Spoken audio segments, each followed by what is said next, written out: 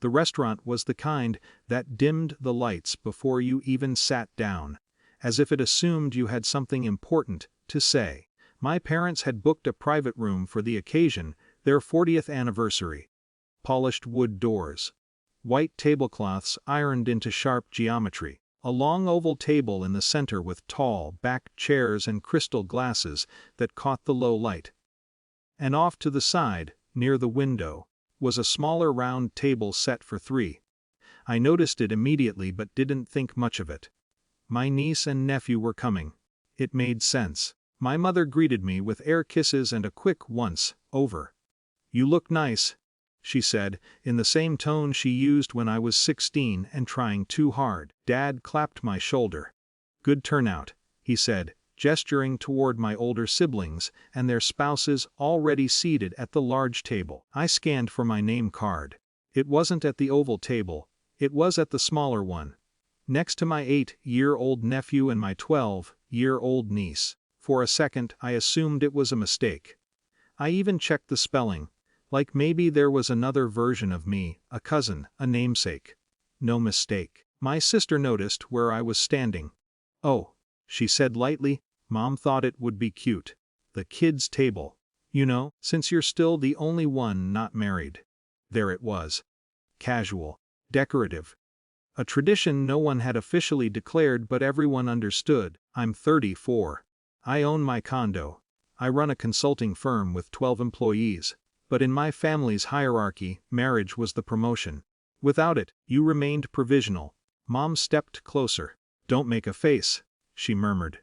"It's symbolic." "You're still our baby?" Symbolic. The word settled heavily. I looked at the long table again. My brother-in-law discussing interest rates with Dad. My sister comparing vacation plans. My brother pouring wine confidently for everyone seated there. At that table decisions were discussed. Opinions weighed. Investments debated. At mine, there were paper placemats with printed mazes. I could have laughed it off.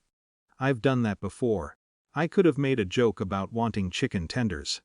Instead, something inside me went still. It wasn't anger, it was recognition. This wasn't about a chair. It was about position. It was about who they believed I was allowed to be. "I'm going to step outside for a minute," I said quietly. No one protested. They were busy rearranging menus and complimenting the wine list. I picked up my coat and walked out of the private room.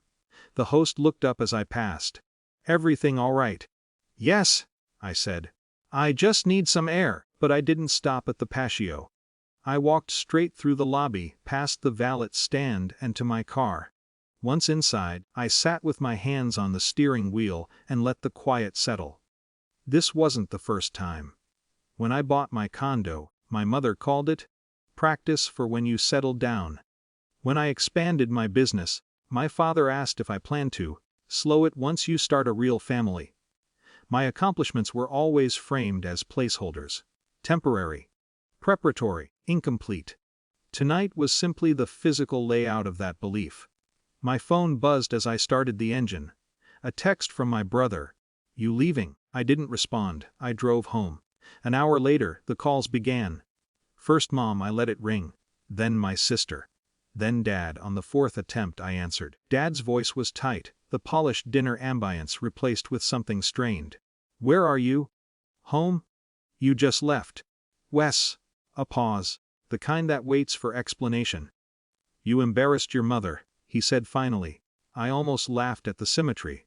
"Did I?" I asked. Another pause, shorter this time. "There's an issue," he said. "The restaurant won't finalize the service without the cardholder present." Of course. The private room had been booked under my company's corporate account.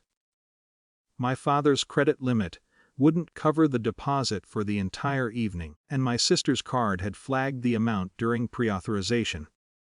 I told them we'd handle it. Dad continued, "But they need you here to authorize the final charges. It's policy." I leaned back against my couch and stared at the ceiling. Policy. Authority, in its simplest form. "I thought I was at the kids' table," I said evenly. "I didn't realize I was responsible for adult financial agreements." Silence on the line. In the background, I could faintly hear restaurant noise, silverware, low conversation, the muffled tension of a private room no longer private.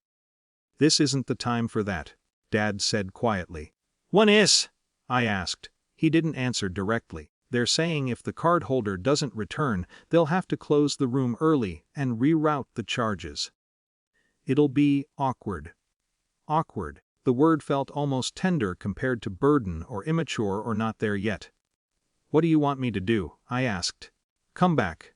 Just sign. We'll talk later." I considered it. If I returned as things were, nothing would change. The seating would remain symbolic. So would I. "I'll come back," I said. "But I'm not sitting at a side table." Another long silence. "You're making this difficult," he said, though there wasn't much conviction in it. "No," I replied. "I'm making it clear." 10 minutes later, my sister called. "We moved the place cards," she said quickly. "Mom's upset, but it's done. Just come back so this doesn't become a scene." It already had. But not the kind they feared. When I walked back into the restaurant, the host's expression shifted, polite recognition layered with curiosity. Authority follows visibility. Inside the private room, the smaller table had been folded away. My name card sat between my brother and my brother-in-law at the oval table. No one clapped. No one acknowledged the shift. Mom avoided my eyes. My brother stared into his wine glass. Dad stood up slightly as I approached, as if unsure whether to greet me or apologize.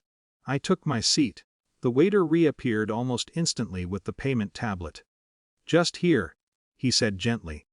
I reviewed the total, signed, and handed it back. Dinner resumed, but the air had changed. Conversations were careful. Directed toward me now, not around me. "What's the market looking like?" my brother-in-law asked.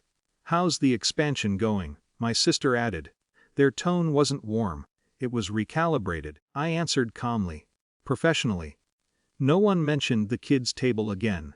By dessert, the room felt balanced, not harmonious, but structurally adjusted. When the night ended, Mom hugged me stiffly. "You didn't have to make a statement," she whispered. "I didn't," I said softly. "You did."